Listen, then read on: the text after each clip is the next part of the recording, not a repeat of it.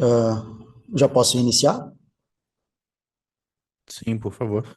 Ah, perfeito. Então, eu vou só compartilhar minha tela aqui, só para garantir, né, que vai ficar a apresentação aqui. Então, deixa eu fazer a seguinte, vamos ver, share screen, aqui. Vocês estão vendo bem aí? Maravilha, então. Show de bola. Então, já, primeiramente, né, quero agradecer aí ao grande Davi, né, e também parabenizar toda a equipe da Clu, que está fazendo uma organização muito bacana, né, deste evento, um evento muito mais do que necessário, né, o primeiro evento aí de entrevista forense, né, e análise de credibilidade, e é uma grande honra estar aqui com vocês, tá? E como eu sempre digo, né, Davi, toda vez que achar que pode ser pertinente a minha presença, só coloca meu nome, me avisa depois o horário, né, que a gente vai dando um jeito aqui. É sempre uma grande honra, um grande prazer poder trocar informações aí, né, com o pessoal. Também, né, é uma grande responsabilidade depois de um dia com palestrantes excelentes, né? Então, ser o cara que vai fechar aqui, né, essa rodada não é uma tarefa muito fácil, né? Mas a gente vai tentar fazer o possível aí para discutir, né, os assuntos pertinentes à entrevista e também a parte de personalidade, né? Então, eu escolhi aqui o tema como eixo da minha abordagem, né? Que é a parte de um Mint, né? E tratar aqui de OSINT também. Então, é muito voltado o que eu vou apresentar para vocês sobre a questão de coleta, né? Então, como que a gente pode coletar informações de uma maneira mais eficiente e o que a personalidade, né, ela pode nos auxiliar em diversas questões, tanto para entrevista quanto para análise de credibilidade. E, obviamente, né, como o título logo abaixo aqui já está dizendo, a parte de manipulação, né, como que podemos ser, talvez, né, em alguns momentos, mais influenciados ou influenciáveis do que outras pessoas, né? Então, eu vou deixar aqui o meu mini currículo, né, um pouco mais enxuto. Então, parte do meu trabalho é bastante voltado para a questão do perfilamento mesmo, né? Então, tem situações aí que eu trabalho com a perfilação da personalidade para auxiliar advogados, né, agentes da lei aí para poder fazer entrevistas melhores. Advogados, por exemplo, eu auxilio muito na questão de estrutura de entrevista para obter melhores informações dos seus clientes. Muito disso ocorre em questões de indivíduos, né, com relatos aí de abuso sexual, é o caminho mais comum. E também para empresas, né, na parte de consultoria, tanto para análise de credibilidade, quanto para um contexto maior aí na investigação de fraudes, que aí a gente acaba abraçando, né, um ramo maior, né, um campo maior, com a parte da forense digital, né, e assim por diante. Auxilio aí aos tribunais também, né, como perito, né, o perito judicial e o perito nomeado, e assistente técnico.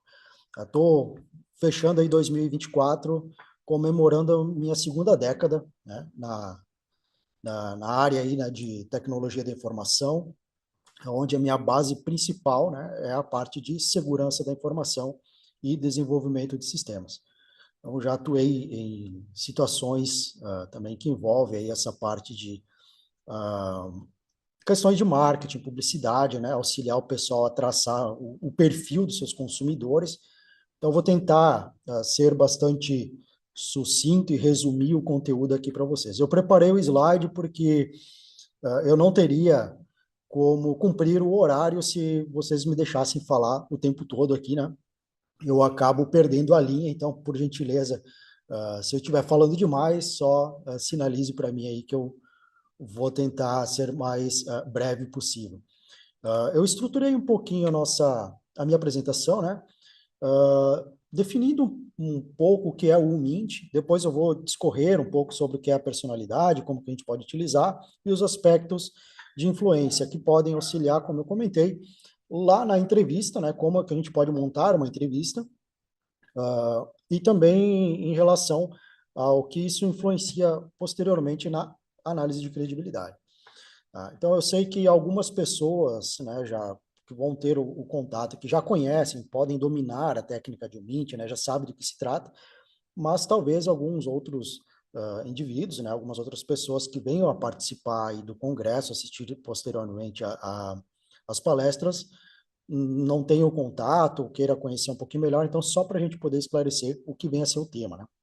Então o Mint, ele trata, é uma das áreas de inteligência, né, que trata da parte de inteligência humana, né, ou inteligência de fontes humanas. Eu prefiro o termo inteligência de fontes humanas, que eu acho um pouco mais adequado por questões específicas, né, da própria neurociência. Quando a gente fala de inteligência humana, a gente acaba indo para um outro caminho, né? Então aqui, só para a gente entender o porquê eu construí um pouco essa ideia, eu deixei em destaque, né, que o Mint, a gente pode utilizar técnicas, né, que a gente vem discutindo aqui o tempo todo, de entrevistas, interrogatórios, né, até mesmo operações secretas, né, quando a gente trabalha obtendo informações ou coletando informações de modo indireto, de modo que o indivíduo não saiba que isso está ocorrendo. Então, o Mint, né, a gente pode utilizar aí todos os conceitos que nós vimos até agora, com o foco, né, com a ideia, né, de coletar informação da fonte humana. Isso pode ocorrer por meio de redes sociais, né, com o uso também das técnicas de OSINT, né, das fontes abertas de informação. Então, a gente tem uma gama de aplicações e técnicas que podemos utilizar para extrair essas informações. É interessante a gente considerar, né, obter o máximo de informação possível para que a gente possa conduzir os trabalhos posteriores, né, como tanto da entrevista quanto de investigações em geral, de maneira um pouco mais assertiva, né, e procurar entender um pouco melhor como que funciona o comportamento, como que funciona a estrutura, né, da conduta daquele indivíduo. Então, aqui a gente fala, né, que envolve a coleta de informações de fontes humanas por vários meios, entrevistas, interrogatórios. A gente pode incluir aqui também fontes indiretas, né, por exemplo, amigos, conhecidos daquela pessoa que a gente está investigando, daquela pessoa que a gente deseja obter uma informação um pouco melhor. Eu utilizo bastante isso uh, em situações onde a gente também trata de questões como, por exemplo, a autópsia psicológica, né? Então, a autópsia psicológica que ocorre quando você tem um indivíduo que pode ser desaparecido, morte suspeita, que você precisa entender o que levou aquilo a ocorrer, né? Então, a autópsia psicológica nos auxilia muito nesse sentido.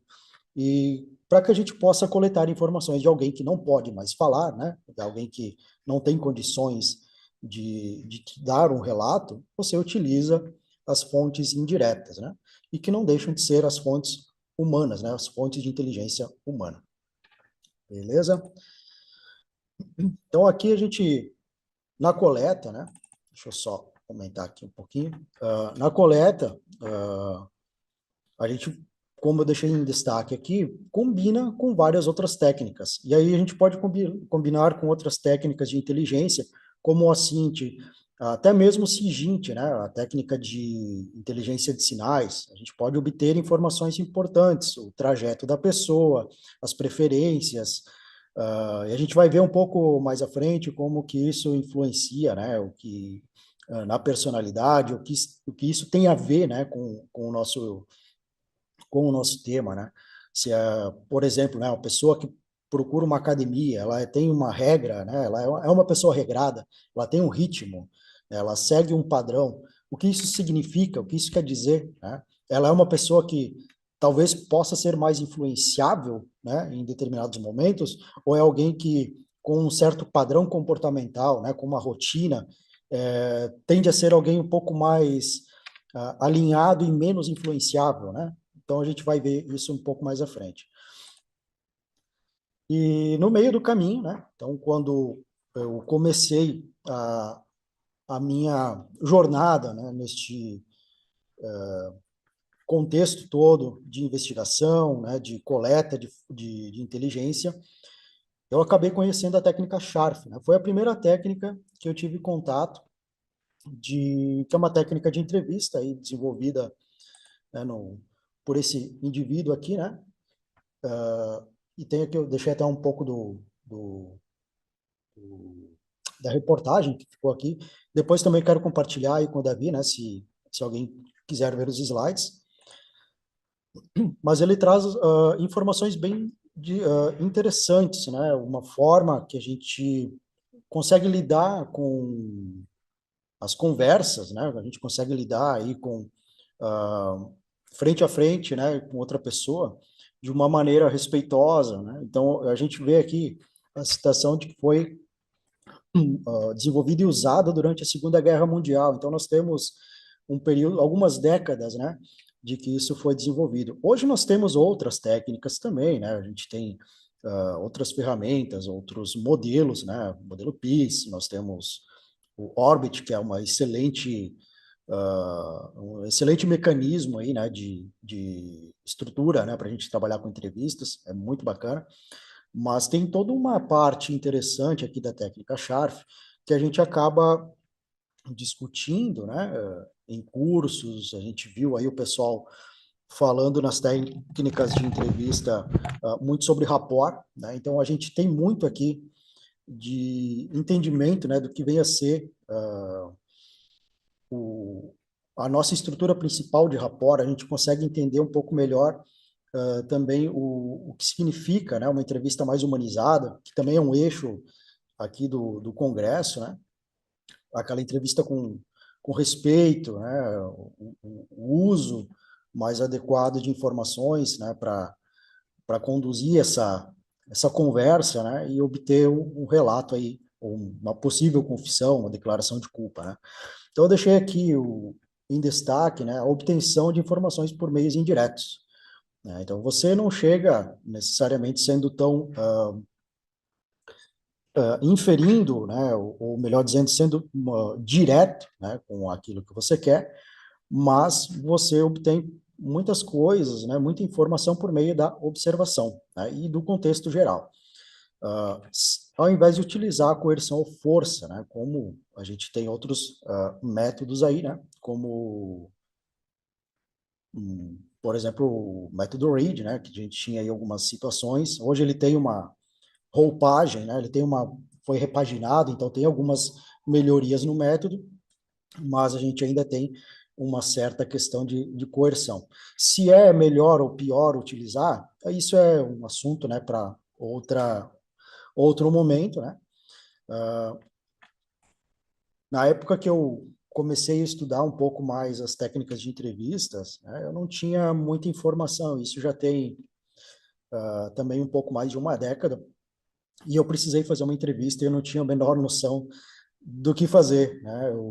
E era uma entrevista de desligamento de um colaborador que foi acusado, né, de ter cometido uma fraude. Ele desviou aí recursos intelectuais, né, da empresa.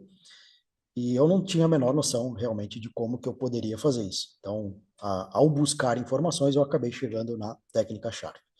Aqui eu deixei em destaque também, né, que o interrogador, ele vai construir aí o relacionamento, né, neste caso aqui com o prisioneiro, né, como era o contexto onde ele estava inserido na época, e cria então essa atmosfera descontraída e informal, aonde o indivíduo se sente mais confortável para falar sobre as suas experiências, crenças e opiniões. E aí eu deixei a questão aqui, né? Seria o rapport? A gente já estaria falando de algo próximo à ideia do rapport? Né? Muito provavelmente sim. E aqui tem aspectos bem interessantes, ó. Tem três palavrinhas aqui, né? Três expressões como experiências, crenças e opiniões. Isso tudo a gente precisa levar em consideração para entender o indivíduo como ele é, né? Como isso vai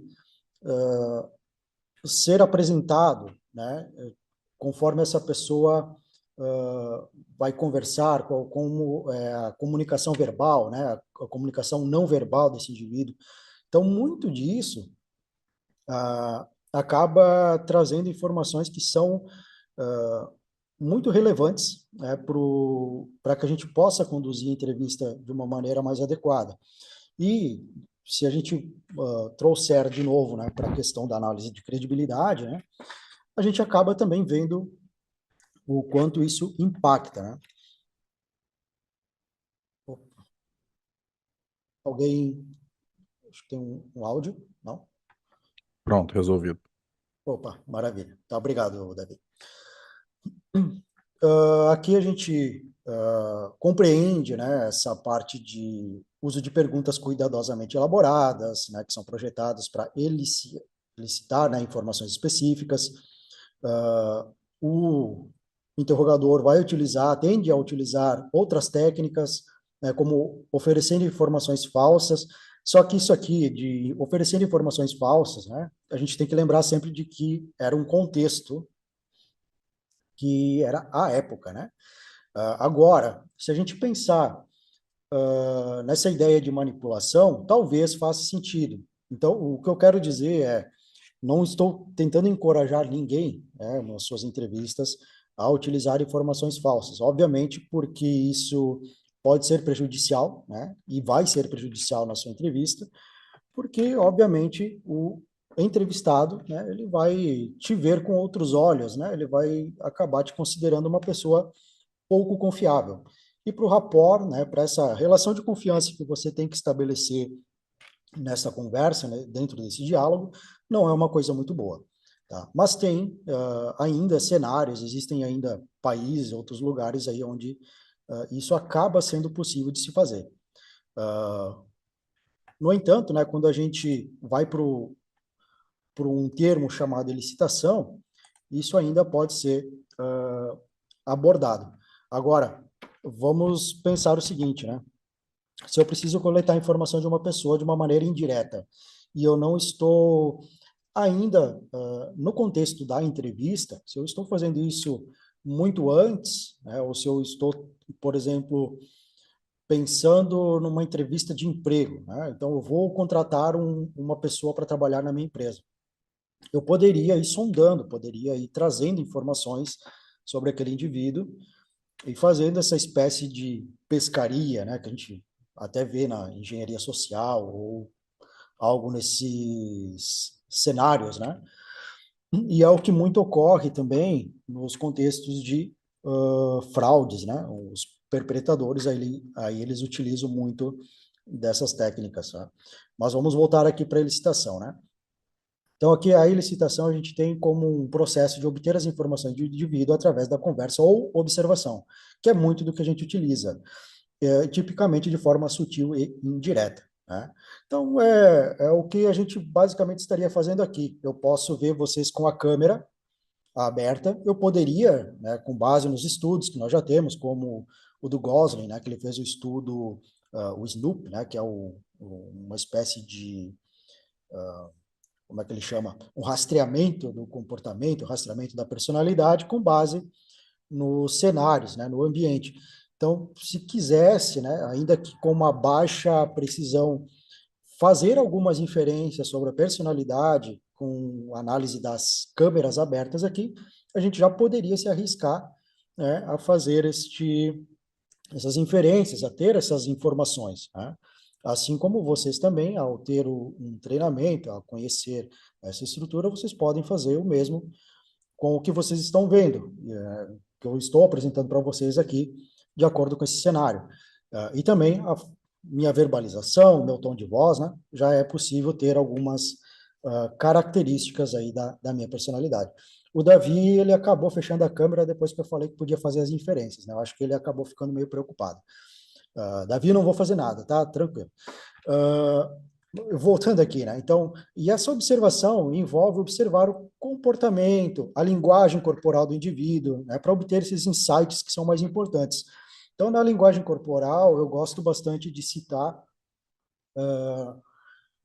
e aí vocês também já vão acabar percebendo, e eu vou adiantar um pouco o assunto, que é o exemplo do extrovertido, né? Só que o exemplo do extrovertido que nós temos é que ele tende a ser um indivíduo que ocupa mais espaço, tem a comunicação talvez um pouco mais fluida, né? Gesticula, mas aí vem um ponto que é interessante a gente levar em consideração, que é o ambiente que moldou este indivíduo. Eu tenho um certo nível, né, assim como todos, né, todos que estão assistindo aqui, têm um nível de extroversão, ou ele é mais alto, ou ele é mais baixo, uh, mas a cidade onde eu nasci, ela é uma cidade onde tem a imigração italiana bastante forte, né? Então, quem conhece um pouco mais da cultura italiana sabe que, né, vai ter aqui uma perquê, né? Então a gente vai ter uma gesticulação maior. Embora eu não seja um descendente direto, eu fui criado nesse ambiente onde eu tenho essa gesticulação um pouco maior. Porém, eu sou um indivíduo que tende a ocupar menos espaço do que os outros. Então, a gente vai observando algumas características importantes que podem nos auxiliar a entender essas possíveis inferências, né? Nós podemos obter essas informações por meio de vídeos que as pessoas costumam publicar, essas fotos, a forma como ela dialoga nas redes sociais, são fontes importantes, né? Essas fontes abertas, né? Fontes públicas de informação. Então, a gente acaba entregando, muitas vezes, muita informação que pode ser útil para várias situações e a gente nem sabe. Como o Kim trabalhou aí, né, é da área do marketing também, eu acho que depois, né, se puder, por gentileza, confirmar ou desconfirmar, né, isso que eu estou dizendo, mas a gente consegue, né, ter uma breve visão, aí, uma breve ideia, né, do que até onde a gente consegue ir, né, entendendo um pouco o comportamento, entendendo a personalidade da pessoa. Aqui mais um slidezinho, só fica aí para consulta futura, né? Então, o elicitador, né, que seria o caso da pessoa que está buscando a informação, né? Ele precisa estar ciente das diferenças culturais e linguísticas, que é isso que eu acabei falando, né? A gente tem que considerar o contexto, o ambiente que moldou aquele indivíduo, né? A forma como ele foi educado, as crenças a quais ele foi exposto, né? Isso tudo vai de certa forma, enraizando, né, na biologia daquele indivíduo, né? Vamos seguindo um pouquinho. E temos um outro aspecto bastante interessante, que eu deixei aqui para vocês, que é da manipulação linguística. A manipulação linguística, quando nós olhamos, por exemplo, para uma análise crítica do discurso, né, acho que o Raul citou, né, da linguística forense, né, que é uma das áreas que eu atuo, que eu estudo bastante, que me interessa muito, né? A gente discute muito sobre análise crítica do discurso. Hoje, a gente observa, né, em mídias, né, mídias sociais, aí, as pessoas acabam tendo uma necessidade, muitas vezes, de expor certas questões, e tem, para questões principalmente comerciais, né, questões de vendas, algumas ideias, né, de trocas de expressões que tornem essas palavras, que essas expressões fiquem melhores, né, e que aparentem ter uma credibilidade melhor, além de parecer ficar mais consistente com o seu público-alvo. Então, eu deixei aqui, até a numeração ficou errada, né? Peço desculpa a vocês aqui, depois eu vou ajustar e mando o PDF aí para o Davi compartilhar com todos. Mas eu deixei aqui alguns exemplos, né? Por exemplo, rebelião versus a luta pela liberdade, né? Então, a palavra rebelião tende a ter uma conotação mais negativa. Porém, a luta pela liberdade é algo diferente, né? Então, e aí vem aquela ideia, né? Se a gente pensar numa situação onde você está avaliando, analisando, investigando contextos de terrorismo, por exemplo, né? Você poderia ver isso de uma forma expressada na raiz do comportamento, conforme o ambiente que aquele indivíduo foi criado, como ele foi conduzido aquilo. talvez em alguma situação você vai encontrar, dentro deste eixo do terrorismo, por exemplo, né, a ideia de que aquilo está certo. No nosso contexto, a gente acabou entendendo que alguns comportamentos eles não são corretos, eles não são justos. Mas, para aquele indivíduo, pode parecer realmente uma luta pela liberdade. E para nós, pode parecer uma rebelião. Ah, aqui, na verdade, eu estava falando de rebelião e luta pela liberdade, mas o terrorismo, eu deixei o exemplo aqui embaixo. Acaba sendo, né, a mesma coisa, né? Então, ou é um ato terrorista, ou é um combatente pela liberdade, um combatente pelos direitos, um combatente pela ética deste grupo, deste povo, né? Então é mais ou menos assim que as coisas vão funcionando. Dentro dos contextos aí de publicidade, de marketing, a gente acaba observando isso, né? Para a venda do seu produto, né? Uh, muitas vezes a escolha dessa palavra, a forma como você influencia a pessoa pela escolha das palavras mais adequadas, vai te fazer ter maior sucesso nas vendas ou não. Na entrevista, acaba sendo a mesma coisa. Né? Quando a gente está se preparando, por exemplo, para fazer uma entrevista com alguém, a gente está já com a ideia, né, de como que eu vou estabelecer um rapport, né, como que é aquele indivíduo. Se eu consigo ter informações, né, a respeito de crenças, valores, conseguir fazer traçar um perfil comportamental, traçar um perfil de personalidade da pessoa, eu já posso começar a pensar, inclusive, nas escolhas, melhores escolhas de palavras que eu vou ter para conseguir estabelecer um rapport, para conseguir fazer perguntas melhores, né, para aquele indivíduo também. Aqui deixei outros exemplos, então, demissão, né? A gente vê muito redução de custos. Ah, mas por que está sendo demitido? Talvez você não vá falar para o indivíduo, como o caso que eu citei para vocês, né? Da minha primeira entrevista, que foi fazer o desligamento da pessoa para entender, né? Alguns aspectos, porque eu fiz a entrevista do desligamento, inclusive para saber se essa pessoa ela poderia entregar nomes, né? Se ela poderia delatar aí indivíduos que pudessem estar em parceria com ela, né, para fazer aqueles desvios, né, para aquele cometimento de fraude. Então, quando você está fazendo esse tipo de trabalho, né, você poderia, no nosso caso aqui do contexto jurídico brasileiro, por exemplo, se você chegar para a pessoa na hora da demissão e disser que ela cometeu uma fraude ou que ela fez alguma coisa ilícita, você tem que ter fortes provas, você tem que fazer todo um outro trabalho e talvez isso não vá compensar tanto, né? As dores de cabeça, né? Enfim, para quem trabalha com o direito do nosso contexto aqui sabe bem do que eu estou falando, né? Então é muitas vezes mais adequado você pensar nesses desligamentos por cometimento de fraudes internas, de forma que você possa utilizar outros argumentos, né? Redução de custos ou o perfil da empresa, né, está sendo alterado, né, ou, enfim, não está mais adequado, do que com base na acusação, né? Ainda que você tenha provas mais consistentes, tá? Então, é algo para se pensar, né?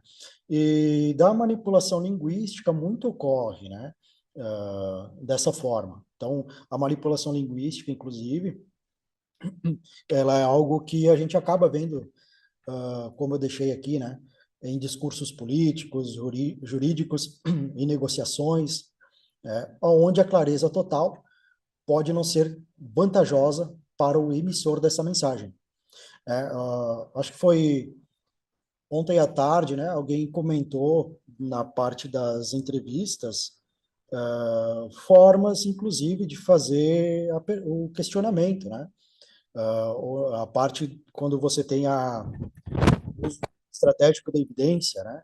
Então, ou você talvez não tenha aquela evidência, de fato, mas aquela pergunta, né? Eu não lembro exatamente qual foi o termo utilizado, mas era algo como: e se eu tivesse evidências de que você, né, passou por determinado local? Você não está entregando, né, sendo claro o que você realmente tem, porém, você dá a entender, né? Você não entrega uma informação falsa, mas você gera uma dúvida na cabeça da pessoa, né? E esse gerar a dúvida é um ponto bastante importante, né? Beleza? Vamos seguindo aqui. Aí outros aspectos que nós temos aí, né? Engenharia social e persuasão, né? Engenharia social talvez tenha ganhe um nome, ou melhor dizendo, né? A definição do termo, eu acho melhor da forma como foi exposta aqui, né? Então, a verdadeira engenharia social não é apenas acreditar que você está desempenhando um papel, mas naquele momento você é aquela pessoa que disse, você é aquela persona que você assumiu, e você é esse papel e é o que a sua vida é de fato. Ah, aqui é legal porque pelo menos quando eu comecei a estudar segurança da informação, quando eu comecei a me interessar pelo tema, eu ouvia falar em engenharia social, já vinha a ideia do Kevin Mitnick, e toda vez que se falava em engenharia social, estava atrelado a crime, estava atrelado a algo que não era bom. Mas a engenharia social ela pode ser muito mais ampla do que isso, e ela é de fato mais ampla do que isso. Eu deixei alguns exemplos aqui, como, por exemplo, né, o psicólogo pode utilizar uma série de perguntas bem concebidas para ajudar o seu paciente a chegar numa conclusão de que uma determinada mudança é necessária. Ele está utilizando aí o conhecimento dele, utilizando as técnicas dele para tentar ser mais persuasivo a favor do seu paciente. Eu recentemente virei papai, né? E, e não, eu posso dizer para vocês, né? Estou mais ou menos 3 semanas aqui, né? Com a nossa filha. E eu já lembrei dessa frase que eu escrevi aqui, pelo menos umas 10 vezes, eu acho, tá? Analisar como uma criança pode manipular um pai, né, tão facilmente, né? Dá ao engenheiro social a visão de como a mente humana funciona, né? Então, a criança, né, por seus anseios, por suas vontades, por suas necessidades, ela pode, né? Ainda que não saiba tecnicamente o que significa, mas a gente vê uma espécie de manipulação em alguns momentos, né? Para que ela tenha o seu objeto de desejo.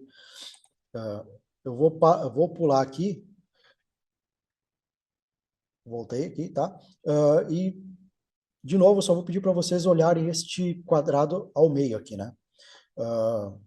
Basicamente, a gente entende, né, que o engenheiro social, né, ele tem a ideia de que para se infiltrar ou para poder argumentar melhor, né, ou ter o objetivo dele atingido, que ele consiga fazer parte da mesma tribo, né, daquelas pessoas que estão sendo influenciáveis, né? E aqui a gente volta para aqueles termos que eu falei antes, né? Crenças, valores, né? Então aqui, conforme você obtém informação e você entende aquele contexto, melhor você consegue influenciar, né? Vou só passar este item aqui. Beleza? Pessoal, tá tranquilo até aí? Show de bola. E agora eu vou para o tópico, né, o principal aqui, que é um tema que eu gosto muito, muito de falar, que é a perfilação indireta da personalidade, que é uma das técnicas que a gente utiliza no criminal profiling, né? E é algo que eu aplico constantemente para muitas situações. Agora, tudo que eu falei até este momento vai começar a fazer mais sentido para que a gente compreenda como que isso, de fato, fica mais enraizado no indivíduo. A perfilação indireta da personalidade, ela, como o próprio nome já diz, é você fazer um perfil de forma indireta, né? Então, você não vai entregar para a pessoa um questionário, você não vai passar um link lá com o Big Five lá para a pessoa ficar preenchendo, né, clicando nas opções. É algo que você faz com base na observação, né? A observação do comportamento verbal e não verbal, tá? E conforme eu falei já mais no início, a gente tem uma aplicação extremamente extensa, né? E a melhor forma eu costumo dizer, de compreender uma pessoa é olhar para a sua estrutura da personalidade. A personalidade, basicamente, ela é formada em e temperamento e caráter, né? Temperamento a gente entende que é algo mais biológico, de herança mais biológica, e o caráter é aquilo que vai formando no indivíduo. Tá? Então, a gente tem alguns traços de personalidade que eles tendem a ser mais de raiz mais do temperamento, de raiz mais biológica, como o neuroticismo, que é bastante herdado, abertura a experiências, e outros, o ambiente, né, ele tem uma influência muito maior ainda do que esses de aspectos biológicos herdados. Porém, no final de tudo isso, a gente entende, né, num contexto maior, que personalidade, sim, ela tem as suas raízes todas biológicas. Contudo, há de se considerar que o ambiente molda o indivíduo. Uh, e eu gosto de citar aqui que a personalidade, quando a gente começa a entender melhor o indivíduo, né, no seu formato, né, real, por assim dizer, ainda que com uma precisão que não a gente nunca consegue 100%, né? Não existe nem o zero e nem o 100%, né? A gente sempre vai ter uma inferência, alguma uma mensuração aí com um certo grau, né, de confiabilidade. Eu gosto de dizer que a personalidade, ela pode ser um fator muito importante, né, e confiável para entrevista e análise de credibilidade. Tende a ser uma espécie de linha de base, né, como a gente fala muito de linha de base, né, nas entrevistas, que é bastante precisa e confiável, né, justamente por ser algo da característica própria do indivíduo, né? Não é algo que você olha e acha, né? É algo que ele construiu o jeito dele de ser, né? E, inclusive, a gente tem compreendendo melhor como funciona, né, a estrutura daquele indivíduo, uma capacidade maior de estabelecer o rapport. Tá? Então, aqui a gente aplica, né, essa perfilação indireta sem que o indivíduo saiba, né, por meio de análise verbal e não verbal, olhando, você pode olhar por postagens da pessoa, né, textos que ela escreveu em outros lugares, né, no ambiente de trabalho, né, quando eu tenho necessidade de fazer alguma investigação, eu olho, por exemplo, a mesa daquela pessoa, como que ela organiza aquele cenário, né, como que as pessoas relatam um pouco o comportamento dela, se tem alguma câmera que eu possa analisar, como que aquela pessoa gesticula, né, como que funciona mais a linguagem corporal daquele indivíduo. Então, tudo isso vai trazendo mais informações para mim, né? E nenhum dado é coletado, né, pela comunicação direta com o sujeito. Como eu citei, né? Você não vai enviar um questionário, enfim, né, para aquele indivíduo. E ela tem muitas aplicações, né? Preparação para entrevistas, avaliar a reação ao evento estressante, propensão ao uso de violência, a gente vai falar aí do psicoticismo um pouco mais à frente, melhor forma de conduzir o interrogatório e mais outras situações semelhantes, né? Tem um manual bem interessante, né? Não vou discorrer muito Com neste tema licença, aqui. Peter. Oi? Com licença, Peter. Só que a gente já tá quase estourando o tempo aqui. Só para te avisar que ainda temos alguns minutos. Tá, quanto tempo mais ou menos dá a ver? Que eu dou uma corrida aqui. Vamos mais até no máximo 10. 10 minutinhos? Um pouco menos, porque já estamos em praticamente 30. Rapaz, eu falei, obrigado por avisar aí, senão, senão eu Não, vou longe. tranquilo, Tá? tranquilo. Então A isso gente aqui tem a vai isonomia do processo aqui. Maravilha, obrigado, Beleza, obrigado. beleza. Vai ficar disponível para vocês. Eu vou deixar aí, depois vocês podem consultar. Uh, Vou passar rapidamente aqui. Nós temos vários mecanismos, várias técnicas, né, modelos de análise de personalidade. Um dos que eu gosto de utilizar em primeiro momento, não é o único, né, eu gosto de utilizar o Exaco, que tem 6 fatores. Né, ele pega o Big Five e coloca mais um fator, que é a humildade, e o modelo PEN, que é um modelo bastante enxuto. Então, para questões muito onde eu preciso ter uma rapidez maior, eu dou uma olhada com base no modelo PEN. O modelo PEN aqui, né, desenvolvido por Isaac, ele tem uma raiz biológica, é um modelo antigo, tem, obviamente, melhorias, né, tem pesquisas que foram desenvolvidas que vão trazer mais informações. Se a gente estivesse olhando para um indivíduo, né, mais extrovertido, ele tende a ter uma necessidade de experiências mais estimulantes, possibilidade de assumir riscos, busca por aventura, gesticulação, ocupar mais espaço, a sua narrativa pode ter uma falta de clareza, como, por exemplo, eu deixei em destaque aqui, né? Se você estiver aplicando o reality monitoring, né? Você pode acabar percebendo algumas discrepâncias na parte perceptual e contextual desse indivíduo. O que eu quero dizer com isso, talvez, ao aplicar a análise de credibilidade com base no RM, você vai perceber que pode parecer mais fantasioso ou menos credível o relato da pessoa, tá? Em cenários mais específicos. E o mesmo vai valer aí para o Verifiability Approach, né? O VA, aonde você vai utilizar alguns aspectos aí do RM para fazer a análise. E em contrapartida, né? O Isaac ele é bastante dicotômico, né? Ou é um ou é outro, né?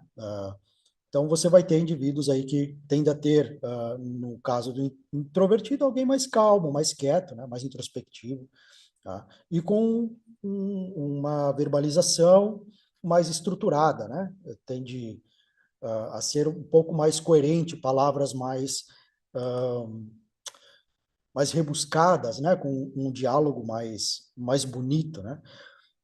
O neuroticismo, ele é igual, né? O neuroticismo é igual aí no Big Five, é igual no Hexaco, embora no Hexaco a gente fale de emocionalidade, não neuroticismo. Esse cara aqui é importantíssimo a gente entender. Esse aqui, ele é fundamental, né?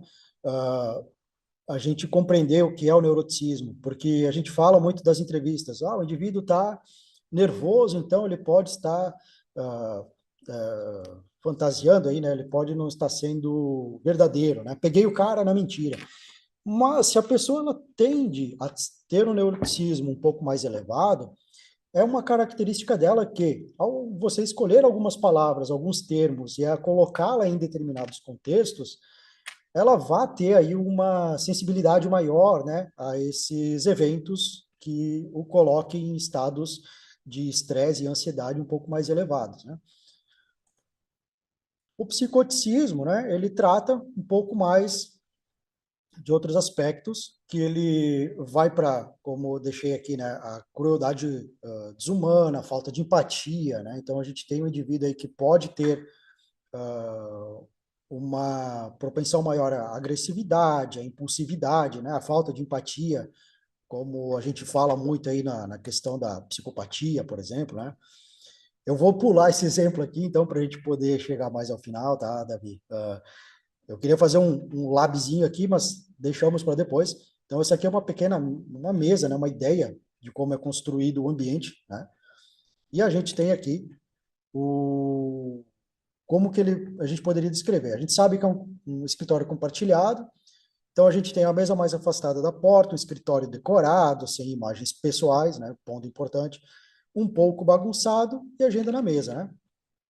Então, se a gente olhasse aqui, eu já poderia pegar algumas variáveis, né, do Big Five e dizer, olha, na abertura aqui, né, o que realmente vai funcionar para ele é um pouco mais distinto, com estilo pouco convencional, né, e com uma certa variedade de livros. A responsabilidade, né, ou conscienciosidade, que a gente tem outras traduções. Então, nós temos algo, né, em boas condições, limpo, mais organizado, meticuloso e ordenado. Então, são características que a gente poderia inferir aqui para dizer que ele teria uma certa conscienciosidade, né? Na extroversão, né? Decorado, então se ele, por exemplo, com fotos de pessoas ou atividades, né? A gente vai ver que ele não tem isso, né? Cordialidade, né? E também o neuroticismo, né? Se ele é também mais decorado com temas que acalmam, né? Que reduzam os níveis de ansiedade dessa pessoa. Aqui a gente começou tomando chimarrão, né? Chimarrão tem um pouquinho de cafeína, então aqui pode ser que faça uma certa diferença, né? Para nós aqui, né? Para manter, ou aumentar, né? Ou hiperativar, ou diminuir o nosso nível de ansiedade, né? Ou, melhor dizendo, ou até mesmo de ativação, né? Olhando para o ambiente, né? Então, provavelmente, estamos diante de um indivíduo com tendências à introversão. Ele vai preferir atividades mais tranquilas, funciona melhor com poucas pessoas, baixa responsabilidade, ou seja, para ele é um pouco mais difícil manter a ordem, né? Embora ele possa tentar enfrentá-la, e tende a querer marcar a liderança.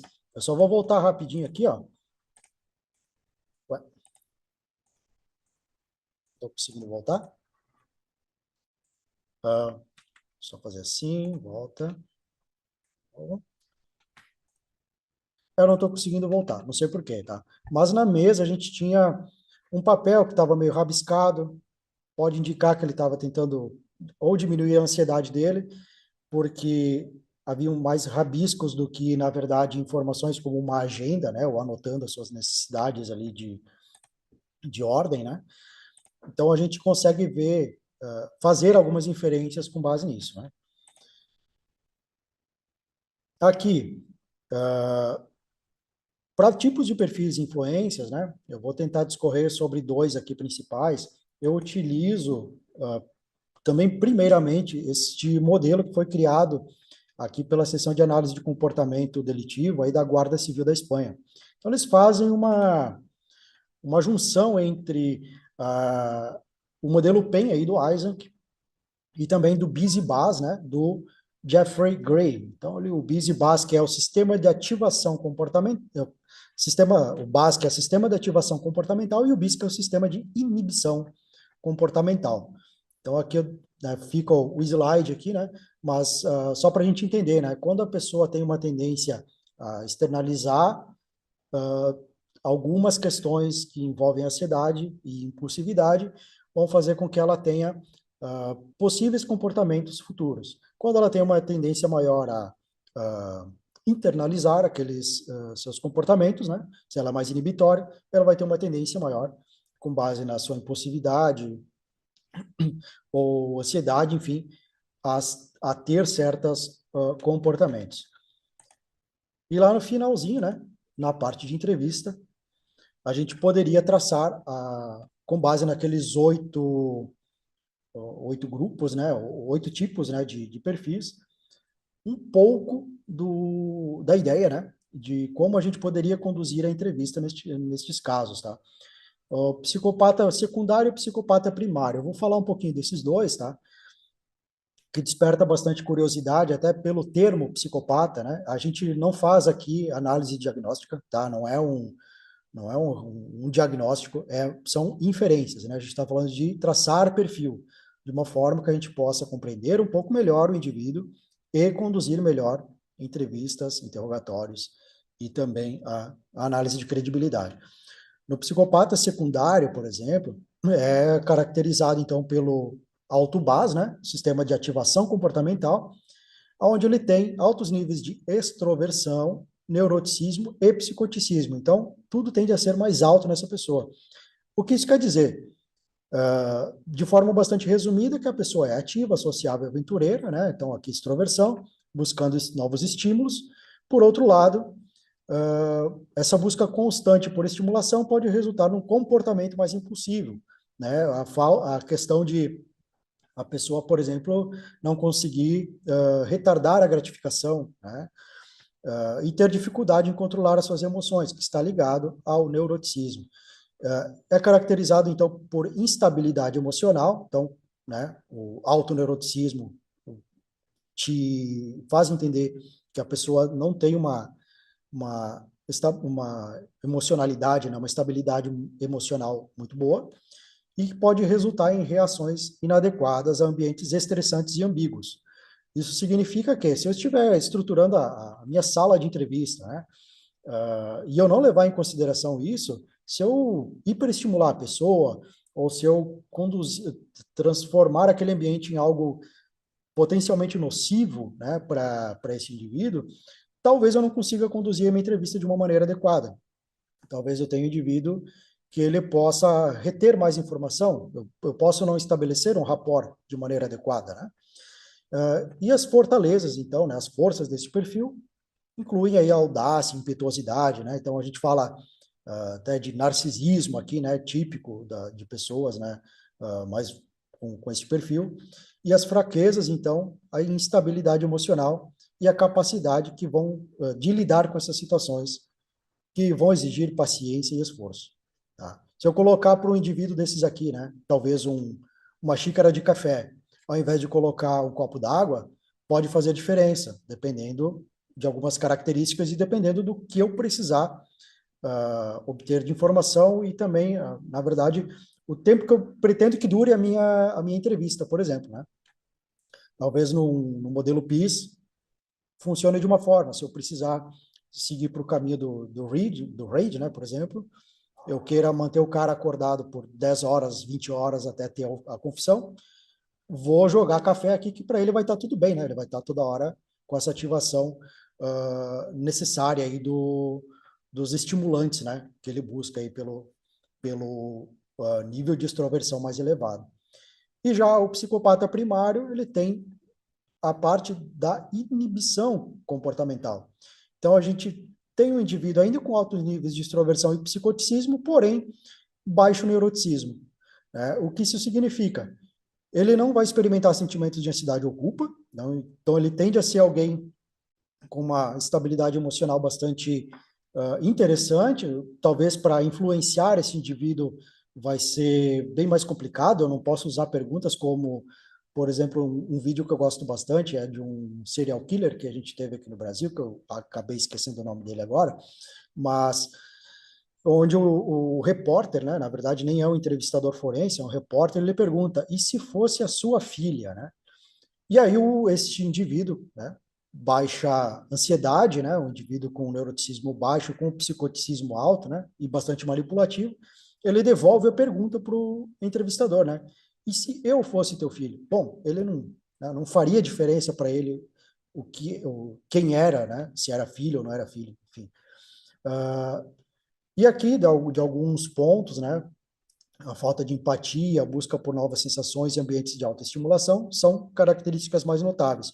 O que fortalece ele, né, é essa estabilidade emocional. Então, eu tenho uma dificuldade em desestabilizá-lo, né, de fazer, até mesmo em algum momento, torná-lo mais impulsivo, né, a ponto de fazer ele explodir ou ter uma carga de estresse mais elevada. Talvez eu não consiga, né, se esse for o meu objetivo. E tem uma alta capacidade de manipular os outros. Já o que eu teria uma fraqueza, né, para esse indivíduo seria que, por outro lado, eles podem incluir uma tendência a mentir ou enganar e um desejo constante de ser o centro das atenções. Então, um narcisismo aqui, com histórias fantasiosas para se manter sempre mais elevado. E se, e se você chegar para a pessoa, né, por exemplo, e conduzi-lo ao ponto de elogiá-lo, talvez você consiga manipulá-lo aí de uma maneira mais assertiva. Beleza? Vamos para o finalzinho aqui, pessoal. Vou deixar, né, os tópicos aqui. Davi, com sua licença, né? Tem um livro que eu escrevi recente, final do ano passado, foi lançado a Tríade Sombria da Personalidade, né, o Dark Tríade, que ele fala aqui sobre psicopatia, né, e psicopatia, narcisismo e o Peter, maquiavelismo. desculpa te interromper, mas eu vou Claro. pedir para que você divulgue os livros nos comentários, por gentileza, porque a gente já estourou